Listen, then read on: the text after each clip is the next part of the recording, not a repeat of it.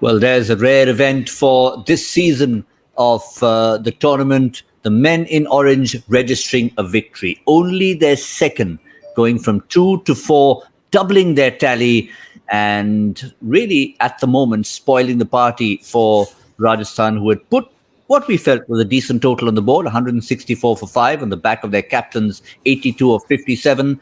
But captain answered captain, and Kane Williamson just efficiently took them through in 18.3 overs from an innings that really was sparked off by that opening partnership between Wriddhiman Saha and Jason Roy. Jason Roy's first outing with David Warner absent, and he really made it count. 2 points, 2 invaluable points for the men in orange.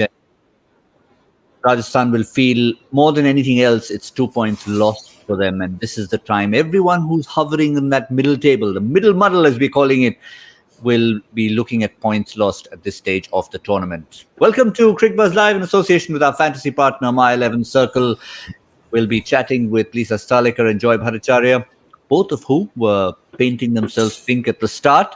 But Joy, you backed out at the end in the halfway mark because of the way they started, and with Williamson in the middle, you know that he's got that level head to take them through. Absolutely, and once you get a good start, and see, that has actually been the Hyderabad equation over the last 4 or 5 years. That's how they've been very successful. Get their international guys to make significant contributions. They have always got great contributions from the likes of, Warner, Bairstow. In those days, it used to be Rashid Khan, Mustafizur at one point in time. They'd get their big contributions from these guys, then the Indians would do bits and pieces around it. Bhumi would bowl well.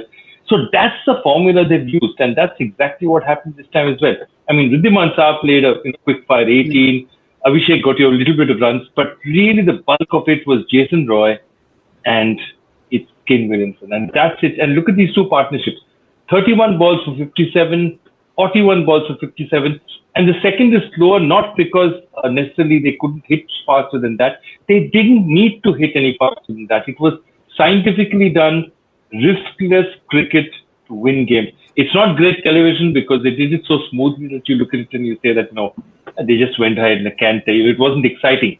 But the last thing Hyderabad needs at this point in time in their life is excitement, going up and down. So they did it very smoothly. That's a Punjab speciality, as even KL Rahul would admit, that we play the most exciting cricket. And exciting is, of course, a synonym for various other things that you wouldn't want as a chasing team. But efficient, really, Lisa, is what they were. That's the kind of cricket Williamson plays, and they would be delighted with the manner in which they got home. Quick fire partnership to start with, finished the job. Yeah, and the thing is, when you've forgotten how to win, you kind of get into situations where you're only 1 wicket away and then you're in strife. So that's why I think they did take time. Kane Williamson was very smart about how he was playing. Jason Roy can play what he wants. He does what he does. Let's stick to what his formula. But as for Kane, the most experienced, worked around, chipped it around, had a good partnership at the end. He knew if they were to win, he had to be out there at the end. He couldn't afford to leave it with other guys because of just how poorly Hyderabad had been going. But he did have that insurance, Joy, of knowing, as you have a look at this here, the previous match, so David Warner had gone, everybody else was falling. So he kind of got stuck trying to take the added responsibility. Here, as Lisa said, he took the responsibility, but he had the luxury of knowing that Roy and Saha had given them a start. Abhishek Sharma was looking solid at the other end. Jason Holder was sitting in the dugout. You can't miss him there, all 7 feet of him. Yeah, absolutely. Jason Holder, Rashid Khan can hit a bit, Abdul Samad. So they had Bhuvaneshwar Kumar can bat more than decently. So you had 3 or 4 guys who could hit it towards the end. And I think that is the insurance that they got. Their batting order this time was a bit longer. It gave them a bit more. And once you get starts like that, this team can convert simply because of, Kane Williamson, again, rarely gives his wicket away. And in the last match, he was just looking at himself saying, this is not me. This is not the kind of innings I play. I think this is the Kane Williamson we know. And this is the Kane Williamson who now, this team can be a very dangerous team because, they've just won something. They don't have much to lose. This could be a very dangerous team now. Certainly could be. I know you start calling them party spoilers at this stage in the tournament. Let's have a look at the points table. As I said, there's lots of mathematics you can use to interpret this at the moment. They're still very much firmly planted at the bottom. Everyone's played 10 games. You give Hyderabad another 4, they can get to, they can win all their games, and they can get to 12 points. And now the big question is, depending on who's playing who, what will the 12 points get them? But that's a long way away. For now, I think it's Rajasthan stuck on 8, Lisa, is the one that's significant for them. Because they might have told themselves, look, these guys have forgotten how to win. Let's get to 10 points and get into the top 4, which is where they would have been. With a competition like this, and you go past the halfway mark, you start to go, okay, where is everyone at? Okay, we're coming up against the bottom side, have to win. That you've got to bank those 2 points. If you don't, then you put yourself in strife. Then you got to beat the top guys. So yeah, exactly. Rajasthan would be very disappointed that, and you said it actually, Gautam, that maybe they potentially left a few runs out there because of Lomraw. He was only going at, 100 strike rate. So maybe that 10, 15 runs did catch him in the end. But yeah, they've got to bounce back pretty quickly. They can still make it. They can absolutely still make it. But yeah, they'd be disappointed. I was just looking at that table, and I was looking at it, and it reminded me of a Wimbledon game. 6-4, 4-6, 4-6, 4-6, and looking at it and saying, okay, this is probably Becker playing Stiche in 1990 or whatever. It was just like that. I said, and all those 4-6s, and then you said, okay, there can't be 5 teams of 5 setters and 4-6, but that's exactly what it is. It's like Wimbledon time, and all the scorecards are looking like that, and I think the odds are also like that. I mean, so exciting to have teams 4, 5, 6, and 7 all competing for one spot. Yeah, well, at the moment, the men in orange are probably a bit like Becker a few years earlier. 1985, unknown quantity, little young man, nobody even knew of him, and comes and wins the tournament. So it's got to be the bigger teams playing the sort of unseeded teams at the moment. Like the one thing I remember about Becker winning in 1985, and this is an interesting fact. The year he wins Wimbledon, he's not only is he unseeded, he's 17 years and 8 or 9 months when he wins Wimbledon. That year, the Wimbledon boys champion, Leonardo Laval, is 2 months older to him. So the Wimbledon junior men's champion is 2 months older than the Wimbledon champion. Joy, how do you remember this stuff? Seriously? No, I remember. You ask me to remember stuff, I don't remember it. I only remember stuff that I don't need to. Is that what your wife tells you? I tell you. I don't even want to go there. That's the beauty of trivia. It's the kind of stuff, as you said, you never know where it's going to come from, and it actually comes out there. But yeah, cricket, tennis, sport brings us a lot of trivia. Quick look at the bowling, Lisa. Could Rajasthan, as you said, one of the keys was put another 20 on the board. It would have been more competitive. But could the bowlers, with what they had in hand, done anything differently? Certainly, Sakaria came on very late in the piece. Yeah. Yeah, that was the thing that really surprised me. Now, I can understand that Mustafizur, he bowls well at the back end. He gets that slower ball where he really kind of, we want to talk about tennis, gets that top spin forehand where it just kicks off the surface. And that's really hard to play. That's why he picked up a wicket with it. I don't think Chintan Sakaria is exactly the same. So he bowled with some pace, and it did hurry up Jason Roy. I would have liked to have experimented with him a little bit earlier, just the 1 over. Just something a little bit different. Otherwise, it's too much of the same at the back end. And good players, if you keep delivering the same, they know exactly what to do. And personally, Joy, I was a little surprised given the fact that, okay, nothing much was happening. You've got left arm Unatkat, left arm Mustafizur, left arm Sakaria. They had someone like a Liam Livingston who does change it up a little bit. He's a partnership breaker. He bowls regularly in T20 cricket. Yeah, I think they missed quite a few tricks, and I think one of the things that I was looking at was the fact that this has to be a deliberate strategy. If you're giving Mustafizur only 1 over up front, and I couldn't understand it, and one of the reasons I couldn't understand it was definitely there was one side the ground was much smaller than the other. So if you're bowling to one side, I can understand one left-hander saying that, okay, you're going to bowl 4 overs according to this plan, make them hit at the larger end. You can do it with one left-arm bowler. You can't really do it with 2 left-arm bowlers, if you know what I mean. It doesn't make sense. So somewhere there, that strategy it was deliberate, and I think at some point, the captain of the field needs to take a choice and say, you know what, this is not working. Let me just adjust this a bit, or let me just give a little over a spin, or let me get Chetan Sakaria on earlier. They needed to do something to change it. My sense was they came with a plan from the dressing room, and after that start, they didn't really adjust that plan. And I mean, the results are clear to see.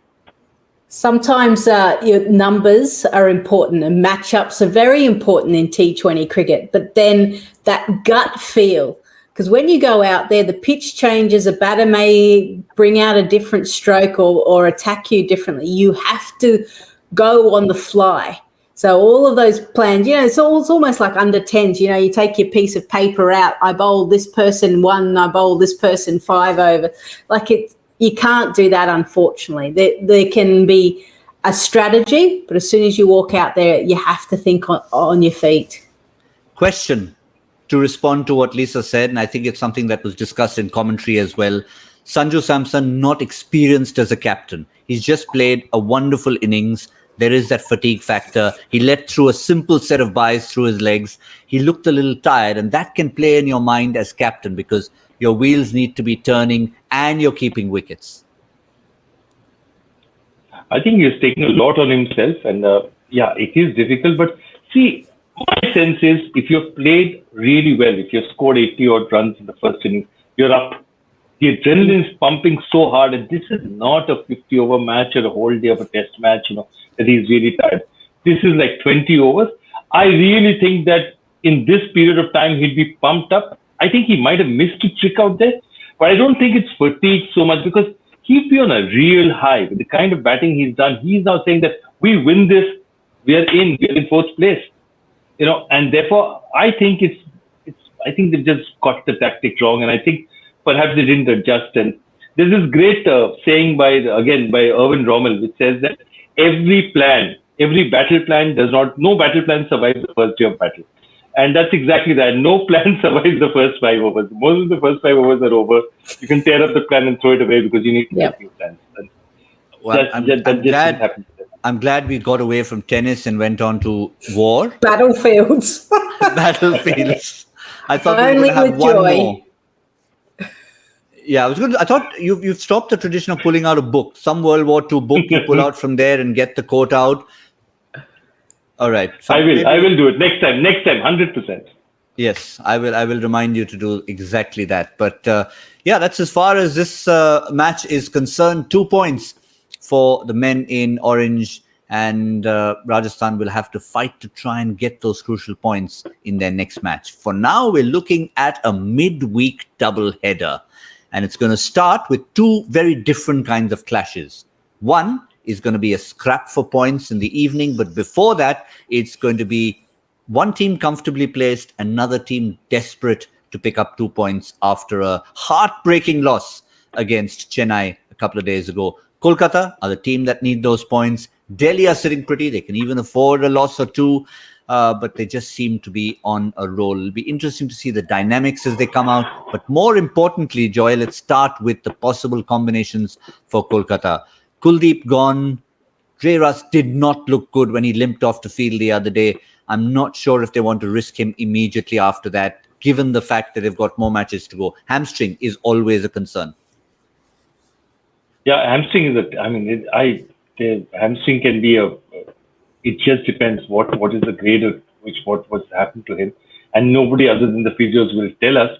But my point is that he's so important to them that even if he can just bat, they'll try and keep him in the field. They'll try and do something around him and keep him there because he's just so important to their plans right now. Because if he goes out, they might have players. They might have Tim Seifert can really tonk the ball. Shakib Al Hasan is a natural all-rounder who comes in there, but none of them can hit the ball or has the impact with the bat that he has.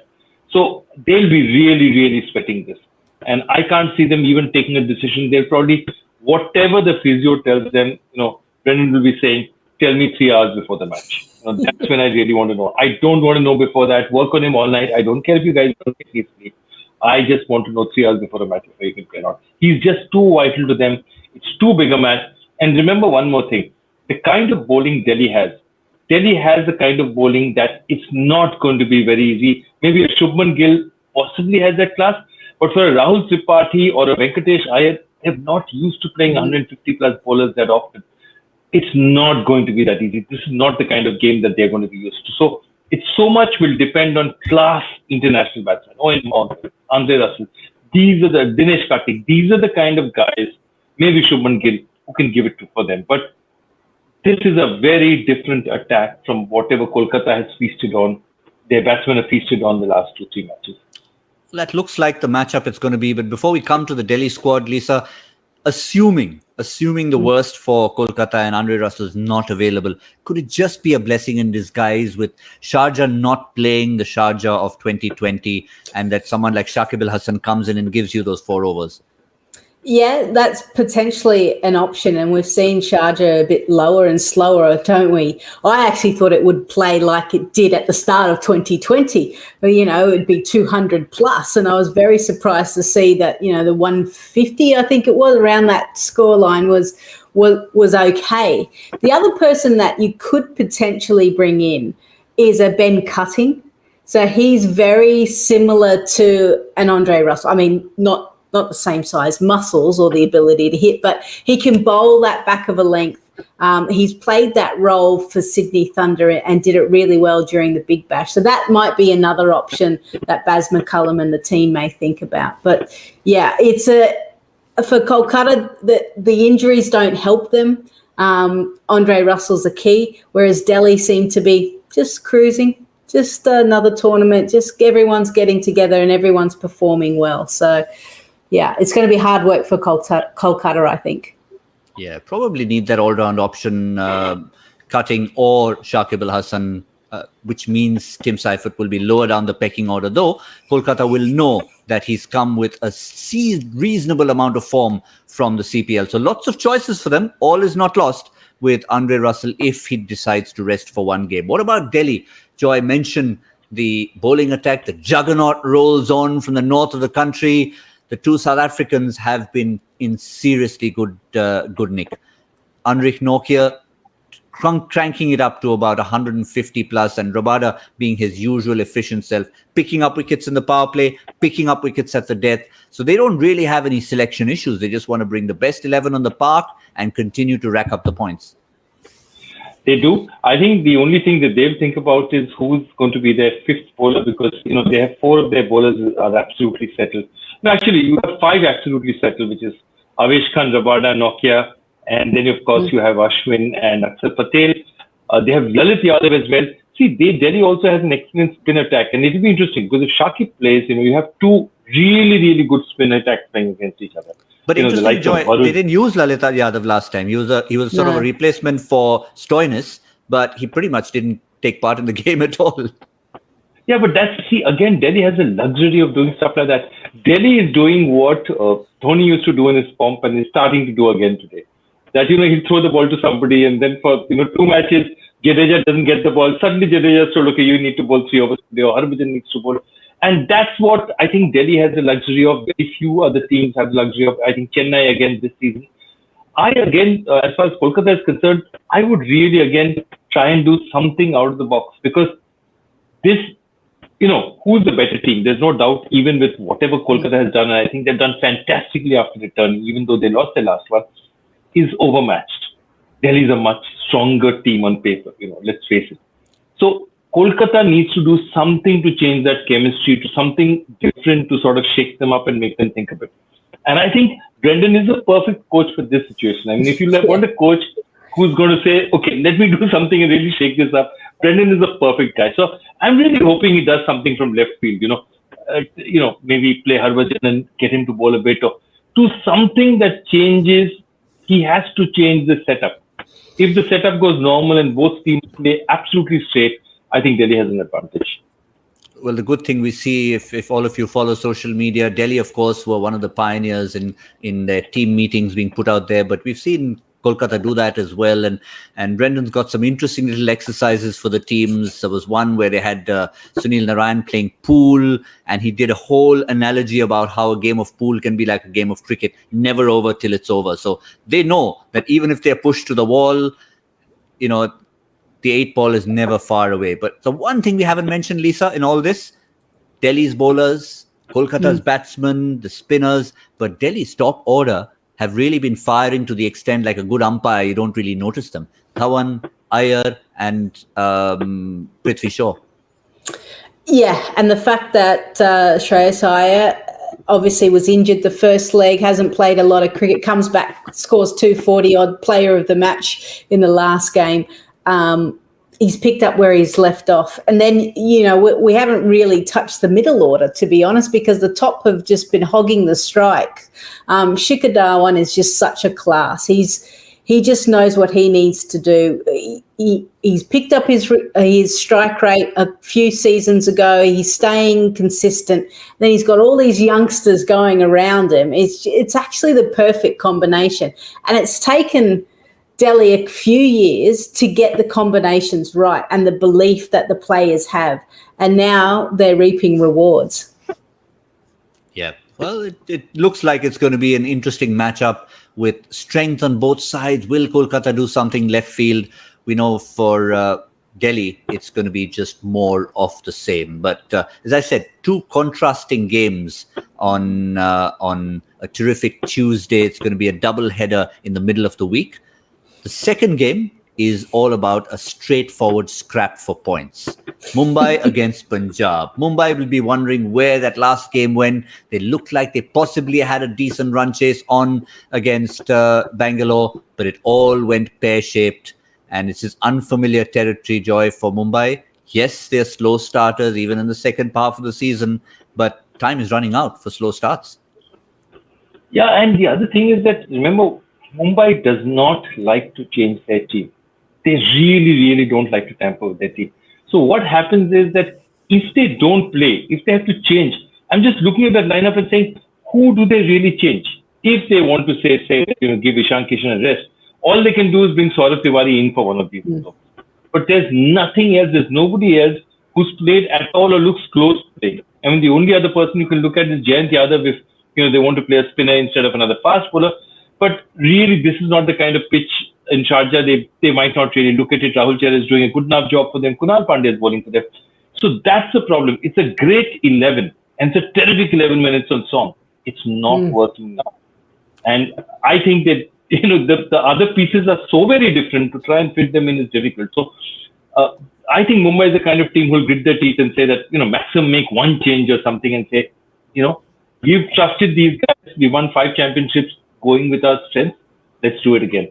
And I think that's how they're going to play this game. There's the other point as well, is that all of those middle order players are the Indian players building up for the T20 World Cup. So do you drop them?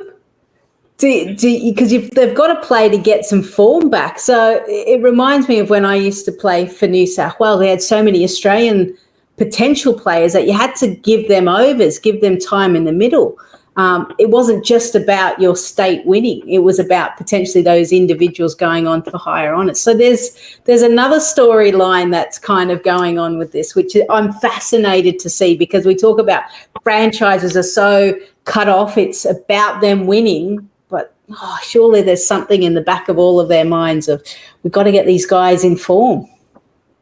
Yeah, and I mean, they are called the Mumbai Indians after all. They like to think themselves as almost as the national representatives. But that's an interesting point Lisa makes, Joy, because obviously you've got Rohit Sharma leading the Mumbai Indians. He's a key part of that T20 setup as well. So Hardik Pandya, Ishan Kishan, Surya Kumar Yadav. I mean, Hardik Pandya didn't bowl the last game. We thought he was coming in as an all-rounder. Last minute we were told back issues, he'll just be a batsman. Didn't get much of an outing.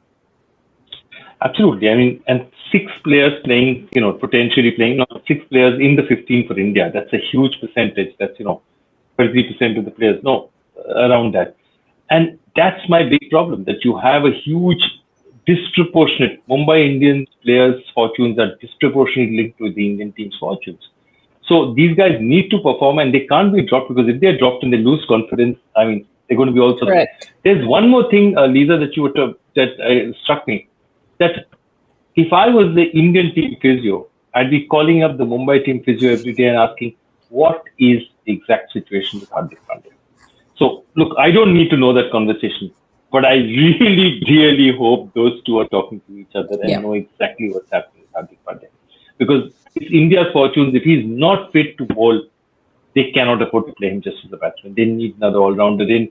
And there are people like Shardul Thakur who are knocking the door down. I mean, it's just something that they need to think about, definitely. Also, perhaps if it's a situation where he needs to be preserved a little bit more to get his back okay, then maybe they hang on to him a little bit more and try and rebalance the side with a Jimmy Neesham if they need all-round ability instead of an Adam Milne. Could be looking at perhaps combinations like that. But as Joy said at the start of this little section, they are not a team who likes to change whether they're winning or losing. And right now, they're desperate to win, as are the men from up north. Punjab have the exciting team, as we like to call them.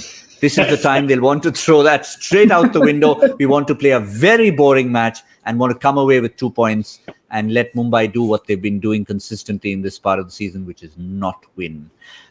They do change. Unlike Mumbai, Punjab like to make wholesale changes. You never know what's going to happen. So I'm predicting 3 changes in the team. And they are, well, I actually don't know what the changes are, but I'm predicting 3 changes in the team. Because you know what?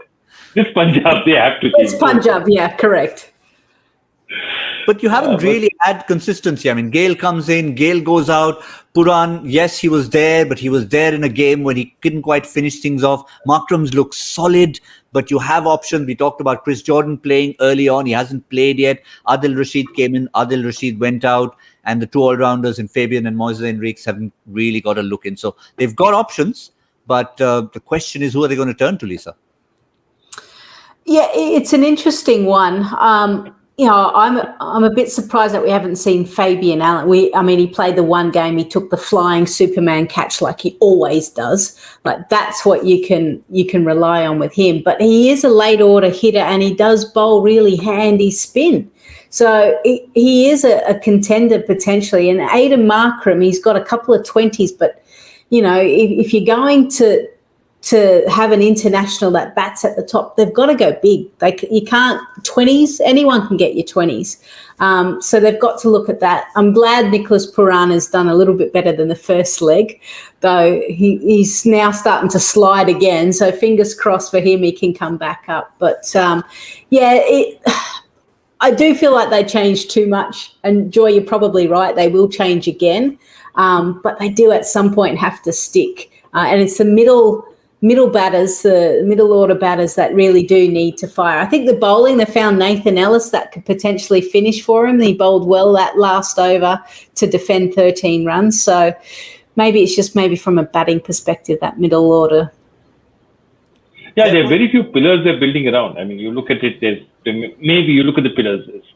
Rahul, Mayank Agarwal, Shami maybe. These are 3-4, Nicholas Puran, who they have persisted with. Harpreet Bar, they're playing, and I would love to see Ravi Bishnoi playing more matches because he's an excellent bowler. He gives them some value. My only problem is that stick to it, give these players some confidence, because again, something interesting is going to happen. Both these guys are 4 and 6. Somebody's going to win, and somebody's going to be on the return path. And whoever's 4 and 7 is then looking at elimination immediately. This is an elimination match. 4 and 7 is going to be very difficult to come from.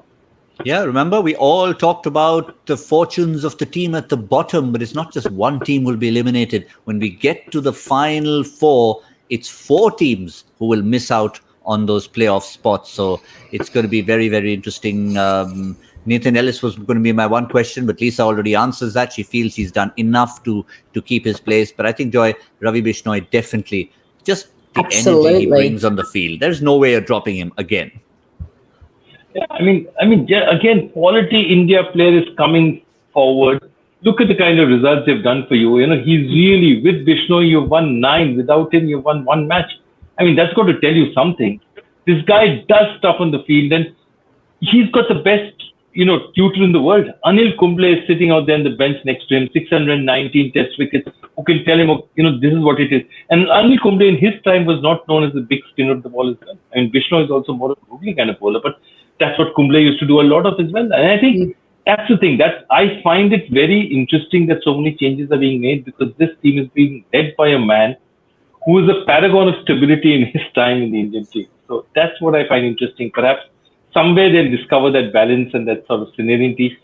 This is what this, Punjab team needs. They have lots of pieces they need to be aware.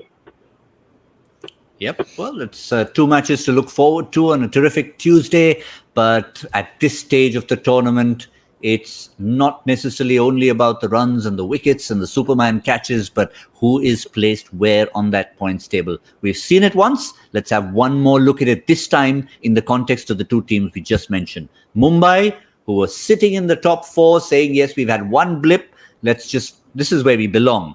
No longer. They're at number 7. Just above them, Punjab, 2 spaces above that, with the better net run rate on 8 points. So as Joy said a little while earlier, there's a log jam there of 8. The winner goes to 10 points into the top 4. The loser, whose net run rate will then get even worse, will pretty much be sitting in that 7th spot or somewhere close to where Hyderabad are. So they will be facing potential elimination and they'll be looking at despair. But of course, no matter what happens, you've got to get your My 11 Circle game in order. Not once, but twice in the same day. Download the app, get your 11, pick the right combination, and of course, get a captain as well, because that can be very important in the scheme of things. And what's the reward at the end? Just like everyone's playing for that big trophy, it's a 5 crore purse for the first prize. So that's not incentive enough to download that app and start playing right now. Start getting your combinations right. Well, the other interesting part today, we may have had a not very exciting match, clinical finish, which meant we can all sit back and wait for the Joy Factor revelation. Lots of people have been querying, trying to get their geography books out, going back to school. Joy, give us the breakdown. First the question, and then the explanation. Yep. And here's where I need, what connects a street in the Eastern Cape, the 4th largest city in Pakistan in terms of population, and a city in the Nadia district of West Bengal? And it is that they all have a bowler named after an express.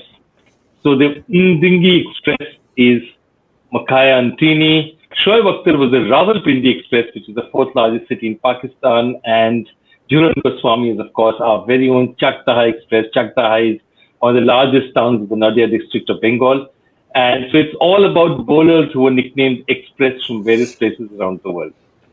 Fabulous. Absolutely fabulous. I wonder which one people would have picked on. I suppose, it's a hard one. Where do you even start to try and connect to the faster bowlers? But I suspect with the kind of quizzing minds we have in the country, the answer would have come in thick and fast on #Cricbuzz Live. Let's go and find out who our winner was.